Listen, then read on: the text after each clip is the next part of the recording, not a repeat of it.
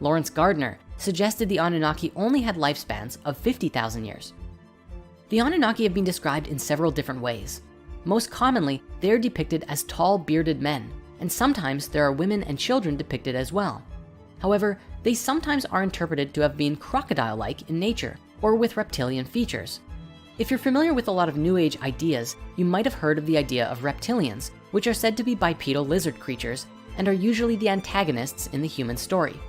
However, just as there are reptile humanoid statues from ancient Sumer, so too are the Anunnaki also depicted as bird-like, which Sitchin believed was simply their space helmets.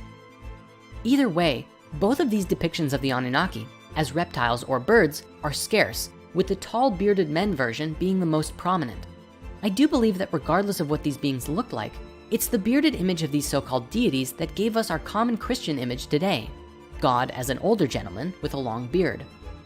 To that end, even Sitchin fought the idea that the Anunnaki were reptilian beings, and this was because he wanted his theory to fit with the Bible. To him, the gods could not be in the form of the biblical serpent. Nevertheless, these different depictions have given rise to a lot of online debate about what these beings could look like, if they're even literal physical beings to begin with. Many proponents of the reptilian theory suggest that these beings are actually shapeshifters as well, and can change their form at will, which is why there are different depictions of them throughout history. This adds an entirely new dimension to the discussion and gives rise to the popular conspiracy theory that they could even be living among us today in secret. At any rate, for the focus of this series, we're going to keep to the depiction of the Anunnaki as these bearded humanoids, and we'll come back around to the alternate depictions sometime later on. One of the most important Sumerian gods is the Sky Father named Anu. A number of Sumerian texts discuss Anu, but not all agree to every aspect of his existence, such as where he came from or what he actually is.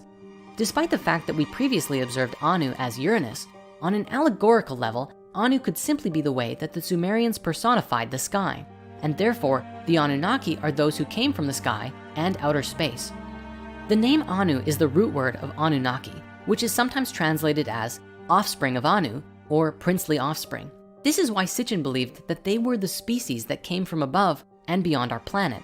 Anu was the heavenly father, and those who descended from the sky were his children. Once again, we see descriptions of God today as passed down throughout history. In Christianity, God is called the Heavenly Father, the origins of which we find with Anu, the ancient Sumerian god of the sky. According to Sitchin's translations and theories on the subject, the Anunnaki were technologically advanced beings living on the planet Nibiru.